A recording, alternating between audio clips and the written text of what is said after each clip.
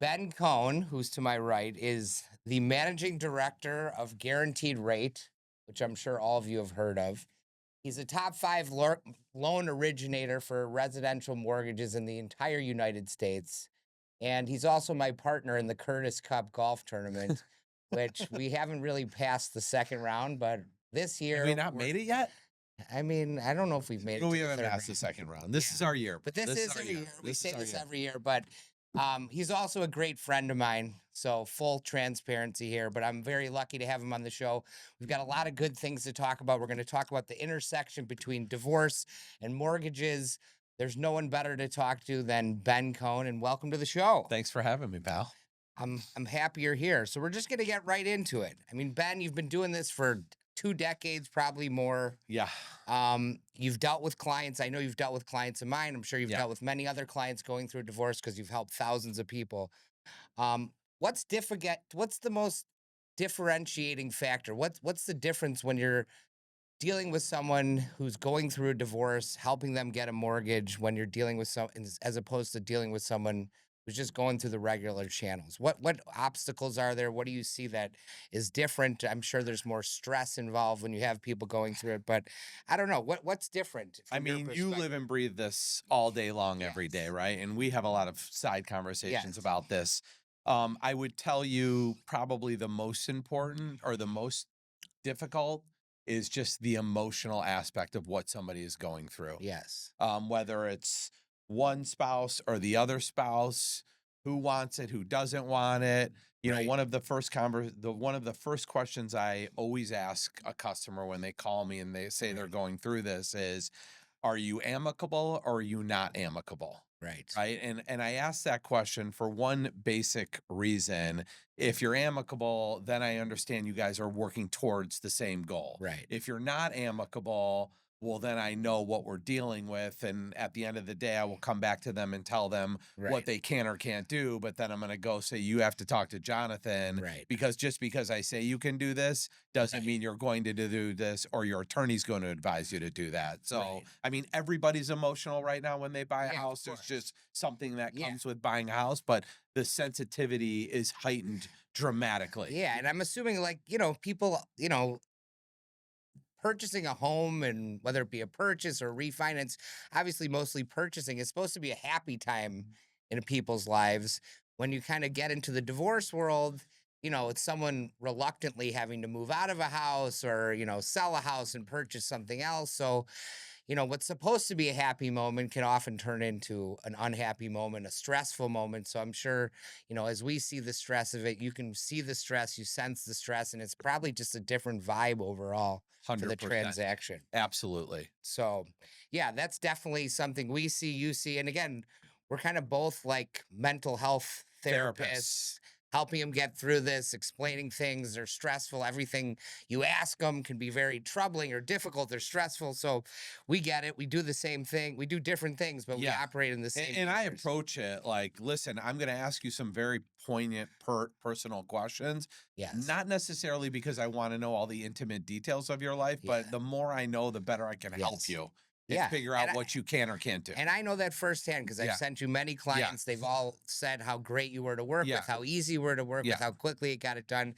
And that's helpful because a lot of mortgage brokers don't have the experience that you have, don't have the credibility, don't have the pedigree you have. And, it's an important choice who's doing your loan, just like it is who's being your divorce lawyer. You got to get them to the right person. 100%. All right, next. When should someone going through a divorce start thinking about their mortgage situation? Is there such thing as too early, too late? Obviously, the house, the marital residence in a divorce is a central piece of a person's marital estate typically. And, people might, when they're starting to see their marriage break down, I think one of the first things people think about is shit, what's going to happen with the house? Can I stay in the house? Are we going to be able to afford 2 households? We're both on the mortgage. So, like, how early in the process do you think people should start thinking about it? Never too early. Yeah. Just like I talk about people who are going and buying a house and say, when should I figure out what I can qualify for to get a mortgage? Right. Like, I don't care whether you buy a house in a day, a month, or in a year. Like, you Right. can never figure out too early what can I do and what I can't do. Okay. Exactly. The same thing applies with the divorce situation, because When we come back and understand what your situation is, are you getting a lump sum payment? Right. Are you getting alimony? Are you getting maintenance? Right. Are you retaining the house? Are you not retaining the house? A lot of people don't even understand what Right. their options are. You at a high level, because you're also very course. good at what you do, Right. and you can explain, look, here's the different circumstances that could happen. Right. You could sell the house, you could Yes. keep the house, you could, one spouse is going to get the house, the other spouse isn't. Right. There's equity play out sometimes. Right. Sometimes the equity is a component of the divorce. Yes. Sometimes the equity is not, because you're going to figure out the other assets. So Exactly. the long-winded answer to your short question is you can never figure it out too early. That makes sense. Day one. And you just touched upon it, but maintenance support is often a big factor when people are talking about a refi or can I qualify for a mortgage? Because many situations you have one spouse, maybe it's a long marriage. They've worked the whole time. Well, one spouse has stayed home, taking care of the kids. You have the earner and you have the person who's kind of stayed home to keep the household together. That happens all the time. And then oftentimes the person who's never really had any income and all the income was through the breadwinner, they've got to get a mortgage and they have no history of showing income. They have no reportable income, no W-2s, no income of any sort. And then all of a sudden they're faced with the task. Well, how am I going to get a mortgage when my spouse is off on their own and I'm stuck here? And they often think like, well, how does it work when I'm going to be getting support, whether it be maintenance, child support, and I need to show that as my only income? Will that help me get a mortgage? How does that work when you're trying to show income for someone that's getting support for the first time and has no income in the past? Yeah. So you threw a lot at me there. I know. So I'll try to go through Break it it all. down. Break it down. So a couple things. Number one, what you'll find out is, let's just call it the breadwinner, the person Yeah. who actually, you've got the person who sometimes is going out and working, and then you have the other person who's working but not outside the home. Right. So Exactly. like I couldn't do that job. I couldn't stay home with my Yeah. 3 kids every day. Like You would you be couldn't both. pay me enough to Yes, do that. I'm exactly. not qualified to Right. do that job. So the person who is, let's just use an example. If the spouse is retaining the house, and they've never worked before, typically they're not the one who has gone through the financing process and getting the mortgage. So Right. it's now they're getting divorced. Everything's new to them. They don't even know how to spell mortgage, Right, what it exactly. means, how to get it. So Right, like it's all you've new got world. all this coming at them at one time, Right. and they're going through the emotion and Yeah, coming to of course. grips with, I'm going through a divorce, whether they want that divorce or they don't want that divorce. Right. So that's part of it. The standard rule of thumb is when you are using maintenance and you are using alimony to qualify for a mortgage. Right. So you and I are married, you've never worked before, Yeah.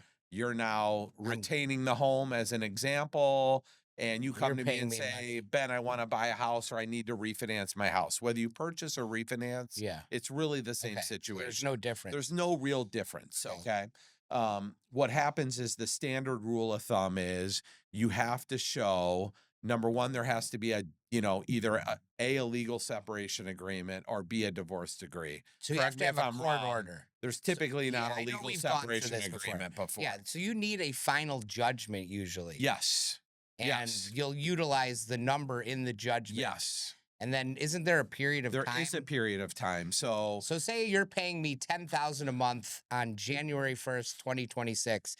I need to get a mortgage. How long do I have to show the lenders that I have consistent 6 months. Okay, so once I've received the maintenance of $10,000 a month for the first 6 months, then I could seek a mortgage. Yes. And before that, I'm going to have a tough time. You are going to have tough time. Now, there's always things we can, and we'll get into like how Right. we think outside Sure. the box. Sure. Because part of your job is thinking outside the course, box, and I part know of you my do. job is I know you thinking do too. outside the box. So the standard, typical, normal, which I try to stay away from those words Right. because I don't believe they Right. exist Exactly. in our vocabulary anymore, is you have to be showing 6 months of getting those payments. Everybody's always like, well, why? Right. Well, you can probably appreciate this better than most. Why is because a lot of people don't do what their divorce decree states they have to Exactly. do. Exactly. So a lender wants to see that if I'm slated to pay you $10,000 a month in income, That you're I'm actually actually paying. fulfilling it, and I'm Right. paying you not 8,000 one day Right. and 12,000 the next month and Consistency. 6. It's got to be consistent. It's got to the same amount. On top of it, you also have to be able to show a 3-year continuance of receiving that income. So it's Okay. not only show me proof that you've received it for 6 months, you also have to show me proof that it's going to continue for 3 months. So the orders to show it's for the next 10 years. Yes. So even though you paid me 6 months, if the maintenance is supposed to end after a year, Can't then use it's not going to work. Doesn't work. Okay. That's Okay. interesting. So when we talk about thinking outside the box, that's just the standard, what we call in our world, full documentation loan, right? Like Okay. that's income, assets, Right. credit, job, whatever the Yeah. situation might be. Well, as we sit here in 2026, which I can't even believe I'm saying Yeah, I it's know. 2026, there's a lot of different portfolio products. Okay. And what I mean by that is there's a lot of clients, whether you're going through a divorce or you're not going through a divorce. This is popular to my self-employed clients where they make a lot of money, but to the IRS, they don't Oh. show the IRS a lot of money. So there's asset depletion loans. Okay. We qualify you on that stance. So what is an asset? So an depletion? asset depletion loan is we're getting divorced. Let's Yeah. just use you and I. Okay. We're married. We're So getting cute, but divorced. we are It is partners really in cute. golf, We are so partners in I golf. might as well So use we that. act like a married couple on the golf Yes, course. we do. We yell at sometimes, each other. for sure. That's true. Although we don't allow each other to apologize No, when we no, make a mistake. definitely not. No apologies, even though we no say I'm sorry. sorry every shot. Yes. Sorry. Asset depletion. So that's if you get into a situation where there's a lot of times, and correct me if I'm wrong, it's not always you're getting alimony or you're getting maintenance. I'm just going to give you a lump sum. Yeah, of course. There's right? buyouts. There's obviously getting Exactly. disproportionate shares of the whether you estate, have which are in kids or lieu you of don't have maintenance. kids, Yes. like that is the other critical Always. thing I will tell people is everybody's situation is completely unique. Right. You could refer me 10 clients getting divorced, Right. and we're going to structure a loan 10 different ways Right. based on their unique situation. Right. So an asset depletion loan is very simple. Let's just use easy math. Okay. You're going to go give me $1 million as an Okay. example. You're saying we're just going to wipe the slate clean. Give me $1 million. That's the buyout, the property That's the settlement. That buyout. covers Forget everything. the property. Forget everything else. There's no alimony. There's Yeah. no maintenance. I'm just giving you cash. Okay. Okay. We take $1 million. We take 80% of that, which is $800,000. We divide it by 7 years, and we turn that into a monthly income stream. We don't Okay. we don't hold your assets as collateral. We don't say you have to put it in this market or not this market. You show us what you have. We do a calculation on it. We take 80% of it. Now it's what we take of it's different. If it's a 401k, if it's a brokerage, if it's cash, some we use 100%, some we use 80, some we use 70%. We turn those assets into just a monthly income generator, how we Okay. qualify you on paper. Okay. That's what I talk about when we call Okay. a portfolio So loan. that creates your income essentially That that you're creates your using to income. get the loan. You don't have to go say, well, Ben, am I setting up a $10,000 draw out of Right. my assets? No, you don't have to do any Okay. of that. We just So use it it's as a theoretical. calculation.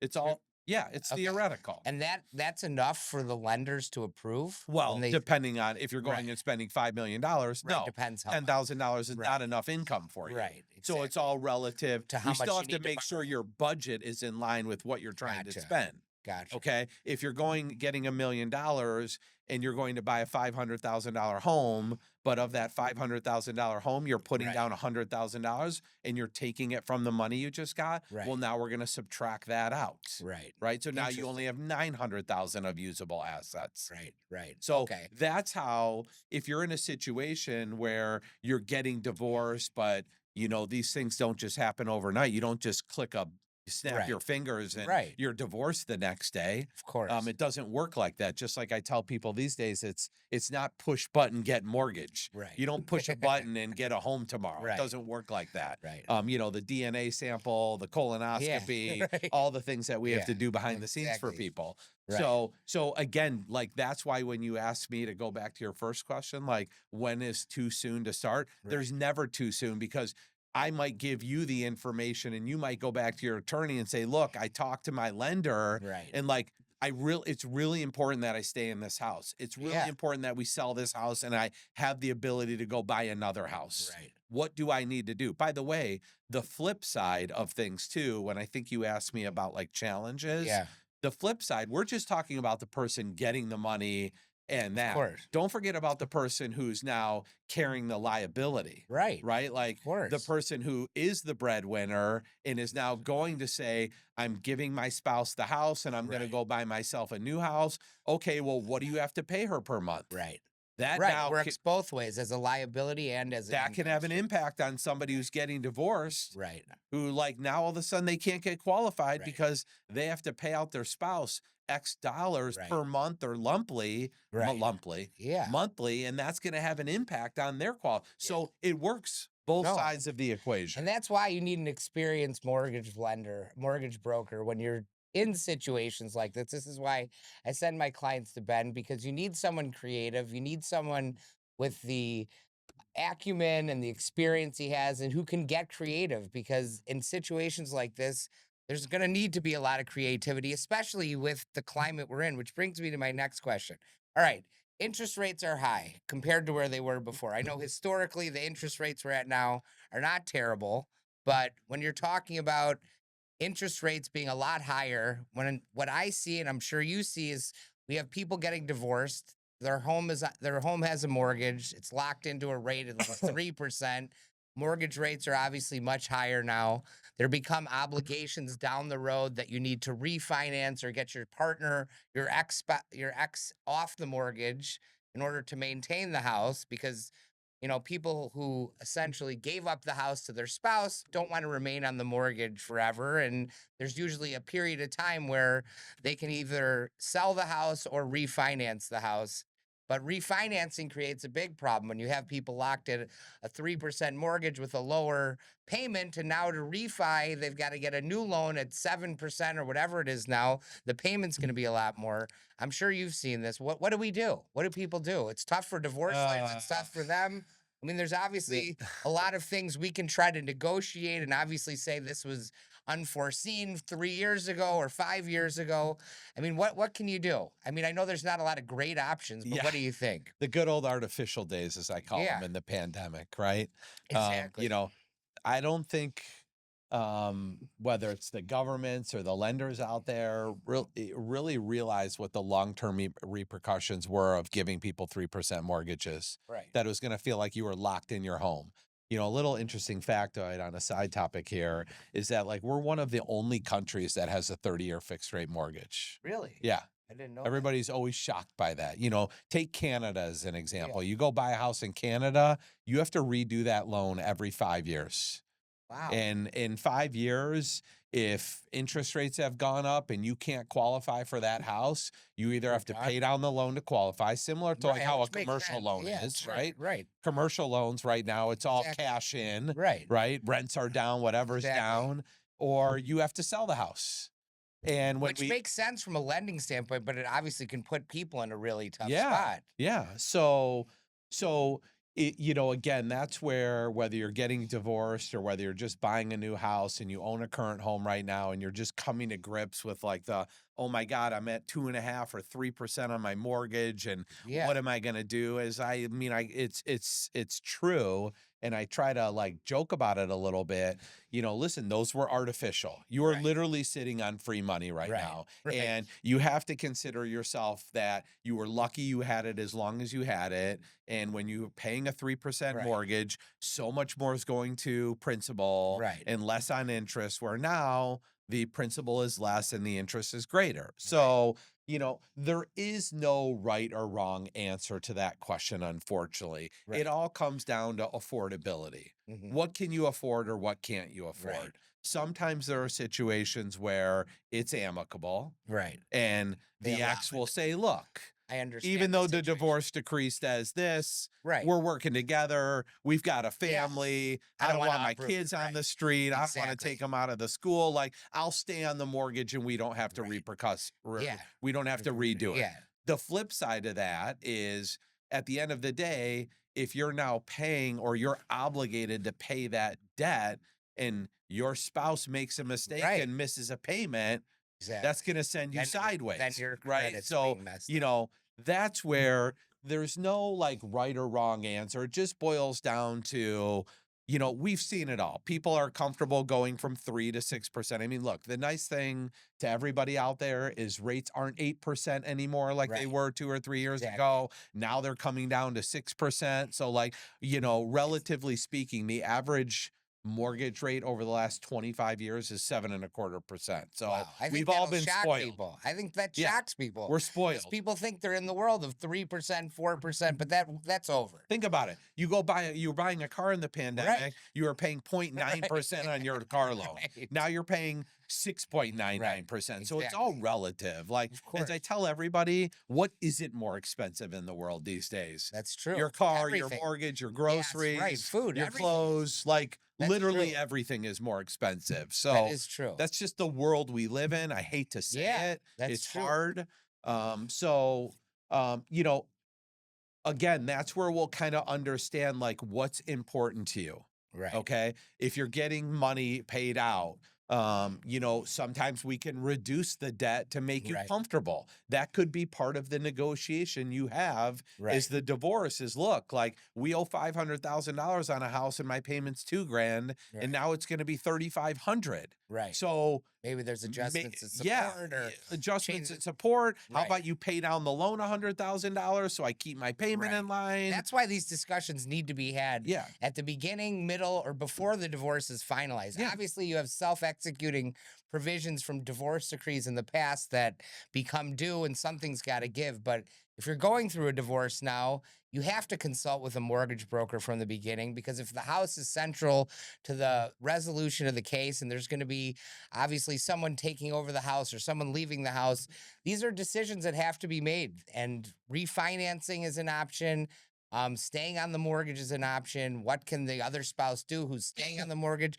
Is it hard, generally speaking, for someone to get a second mortgage? Like, say the person who left, they're on a house, they're on the mortgage for the former marital Great residence question. for $500,000, and then they want to go out and buy their own house. I mean, obviously, it's all depends on income and assets and all that, but generally speaking, That's is tricky. it tough? It's tougher. Believe it or not, it's harder to qualify for that second mortgage, that $100,000 or $200,000 mortgage, Yeah. than it is that $500,000 mortgage. Really? The product depth isn't as vast. You Right. can't do portfolio type stuff as a Right. second mortgage. They're in second position on title, so if something Right. goes sideways, they're the ones who get left in the That dust. makes sense. So the requirements, it's not that it's not possible, it's definitely more difficult. Right. When we talk about the refinancing, and this might be one of your questions down the line, Yeah. so we might be getting ahead of Yeah, ourselves. no, go ahead. When you're doing when you as the spouse are awarded the home in the Mhm. divorce, Yeah. and you have to refinance the mortgage, as an example, if Yeah. that's a provision in the decree. Sometimes it's just I have to refinance what I owe, Right. or sometimes it's I have to refinance and I have to take cash out That's to pay out my spouse. for their interest. So there's an equity play out there too. Yes. And this is a little interesting factoid that yeah, this is people don't important. I know. want to hear this. If when you're the best mortgage you can get is when you buy a house, a Okay. purchase mortgage. Okay. The second best mortgage is when you do what's called a rate and term, where you just refinance what the debt is. Okay. Okay. So you're going to get a 6% rate when you purchase a home. You're going to 6.25% when you just refinance the rate. Okay. Right. Because again, they're motivated to give you the best money when you buy a home. Right. Okay. Because they want you to buy a home. Right. Then when you do a cash out refinance, you get even a higher rate, because a cash out refi, statistically speaking, is a riskier type of a mortgage. Because there's Okay? less equity in the house. There's less equity in the house. And typically, when people are taking a cash out refinance, they're taking cash out to live their life. Right. The goal is not to take cash Right. out to Right. live your life. Right. We still need to make sure that. So it's all just what I call interest rate adjustments. You go from 6% to purchase, 6.25% to rate and term, Right. 6.5 or 6.75 to do a cash out. But when you're getting divorced, if the divorce decree states that we're going to equally agree to each get our own appraisal, because that's always what happens, right? You order one, I order one, and you're, if you're selling the house, if you're not staying in the house, you want a low appraisal. If you're staying in the house, you want a high appraisal. Like all these little things, guys, that go into the equation, right? And I think what makes me really good at what I do and what makes Jonathan really good at what we do is I think we're capable of making a decision that's in the best interest of everybody. I always tell clients, look, if your ex was on the phone with me, we'd be having the same conversation, because there's a pro and a con to what situation you're in. But when you do a divorce decree and there's an equity payout, if it states, again, let's use easy numbers, the home's worth $1 million. We owe $500,000 on the home. I now owe you half of the $500,000, $250,000. So now I need to take a mortgage for $750,000. If the divorce decree states that, it's considered a rate and term refinance and not a cash out refinance, which gets you a better rate on your mortgage. Better rate. Okay. Better so that rate. Makes sense. Remember, purchase, rate and term, cash out in that order. That's good advice, because that's important to think about, not just for clients, but divorce lawyers too, to give this advice. And Absolutely. That's why I have people like Ben. Clients appreciate them. Another thing is sometimes when you go in the middle of a divorce, if one lawyer kind of suggests one mortgage broker, the other one, well, I don't want to use Merrill's suggestion, we want to use mine. Many times, everyone's going to know Ben. He does great work. His reputation is great. And usually there won't be a fight when they know someone who has the reputation of Ben. So that's also something. And by the way, if there is, like, we all understand it, right? Like, you don't like to be forced on anybody at the end of the day. This is like the exact circumstance I deal with when there's a deal going in process, forget divorce aside, and the buyer can't get the financing. And the seller says, well, you know what? Call my guy. Right. And their immediate reaction is, I don't want to call your guy. You guys are in cahoots. Well, number one, the law doesn't allow me to be in cahoots. And when that buyer actually calls me, it's like, look, now you are my client. Okay. So do I know the seller? Do I have a relationship with the people selling the home, the listing agent, the attorney? Yeah. But now you are my client. So it kind of becomes attorney-client privilege. Like, I'm here to help you. And if I can help you, we'll help you. And if I can't, it's all good. And then normally when people feel like they're not being forced on you, and they kind of take a step back, they put their hands down a little bit, and they're like, okay, great, let's do this. And now everybody loves us at the end of the day. So, but that's really important, that whole cash out versus not cash out. But by the way, if you do structure that in the divorce decree, and the proceeds are going to the spouse, that money at closing has to go to the spouse. Okay. I don't give it to you and say, don't good do luck. You want with it. Good luck. So you have to now. The check has to go payable to the person getting the funds. So that protects everybody. That makes you as their attorney feel helpful. You're not going to let your client get money and then hope that they're going to turn around. You can't trust anybody, unfortunately. Anything can happen in the divorce world for sure. Good questions, by the way. Yeah, I mean, I think we covered tons of this. I mean, I know I had other questions, but we've kind of tied everything in together by answering these. I'm trying to think anything else. Like, I guess when we're talking about rates, this is kind of just a one-off thing. Like, and people are tied to a 30-year fix and the rate's too high, or they maybe think they're not going to be able to afford it. Are like loans like ARMs, are those options available to people that gives like a lower rate? Is that scary because you're locking into a lower term? I guess, what do you recommend to people in these situations where they're like, I need a lower rate? Is an ARM the answer? It depends on the situation. Okay. If today a 30-year fixed is 6.25%, and again, like, take all of this. Yeah, I know, of course. Everybody's situation is completely unique, completely different. I hate talking about interest rates when I don't know anything about somebody. That's like when somebody calls me and it's like, well, what's your rate today? I don't know. Who you are. Like, what's your credit? What's your income? How much you spending? Where are you buying? Are you buying a condo? Are you buying a house? Like, like, it's such a loaded question. Like, if you want that, just go to ChatGPT and find out what the average interest rate is. So, because that's pretty much what I'm going to do anyways these days with how AI is focusing on our business. But, you've got fixed rate mortgages, you've got ARMs, typically ARMs were 0.5 to 0.75% cheaper than a 30-year fixed rate mortgage.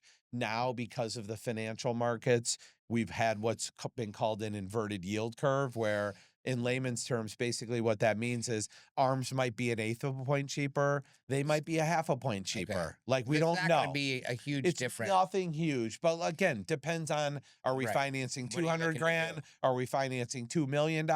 You know, a quarter point on 2 million is much different than a quarter Right. point on 400,000. Right. So sometimes the juice is worth the squeeze Right. for people. Sometimes it is. Sometimes it's not. Sometimes people are comfortable doing an ARM. Sometimes people are not. Right.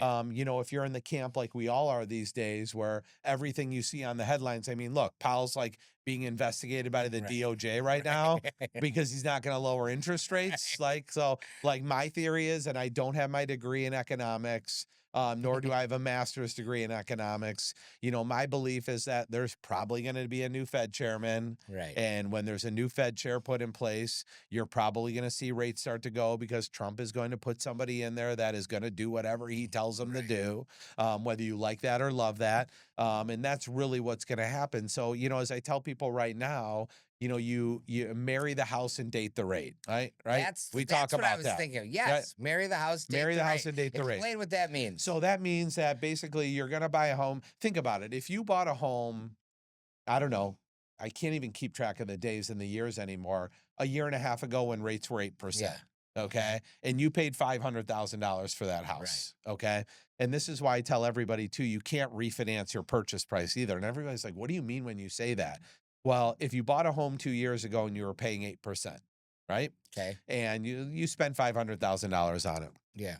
And here we are, rates are sitting in the low 6s. Right. Well, guess what? That $500,000 home today is going to cost you more today because now there's that many more buyers in the market. Inventory is still light. And as rates go down, home prices are going to go up. So whether you buy a home for $500,000 and you bought 8%, or now you waited because you wanted rates to come down, guess what? Now that rates come down from 8% to 6.25%, but that $500,000 home is probably $600,000. So you're paying for it one way or the other. Right. When I say you can't refinance your purchase price, if you bought that home at $800,000 and you could afford it and you were comfortable with it at 8%, now you're like, great, this is amazing. Now I just knocked off $300 or $400 a month on my payment. I sucked it up for a little while, but the most important thing is I tell people, I'm not here to convince you to buy a home today, buy a home tomorrow. I'm here to convince you to buy a home when the opportunity is right. You know, at the end of the day, hopefully I come to you and say you're qualified to spend a lot more than you're comfortable spending. And that's a wonderful position to be in. And when you buy a home, we think we're going to refinance the mortgage, but you can't go into it expecting that. Hope for it. Everything you read on the headlines around the financial sector, it's this home push about home affordability, home affordability, home affordability. You know, you saw all these headlines, maybe you did or didn't, and I'm rambling and I'll shut up. No, but, you know, Trump doesn't want, I did something on my social, he doesn't want these big bad investors coming in and being able to buy homes. Is that going to help the mortgage market? No. Is that going to help inventory where now you're not competing against somebody who's just buying the home to fix it and flip it, where you're buying the home to actually move into it and raise a family in it? Like, that's what he wants. He rolled out something on Friday, now you can write up to $40,000 off from a deduction and owning a home. That's a huge increase from what it's been. Wow. Huge. So now there's income requirements, if you're making, and it just got released on Friday, there's caps on income, just like there's caps on income for home buying right now. If you in the city of Chicago are buying a home, and don't quote me on this, if you make under $151,000, you actually get a better rate than somebody, if you're a first-time home buyer. You get a better rate than somebody who's bought a home before and makes over that. Wow. And that's this whole push of get home ownership. Just get home ownership in, because home ownership is the key to the economy, right? Like, it's the single most biggest investment you're going to make typically in your life. And so there's lots of things going on. And listen, it's day to day, it's hour to hour, it's week to week, it's month to month, it's year to year.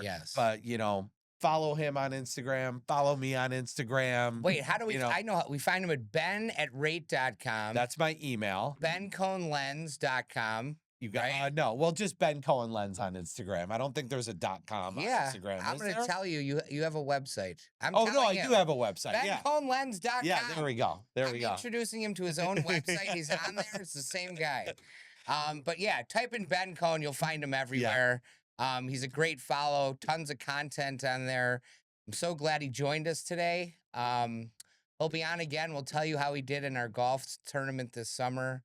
Hopefully we make it past the second round. Well, there should be a trophy next time we do this. Yes, agreed. When The we trophy will be right here. there. in Well, Curtis Cup. I think it's like this big, so That's fine. We're gonna have to move these shelves up. But thanks for coming. Thanks, buddy. You're the best. I hope it was helpful and was great. educational. I think it was very educational, very helpful. Tune in to us next time.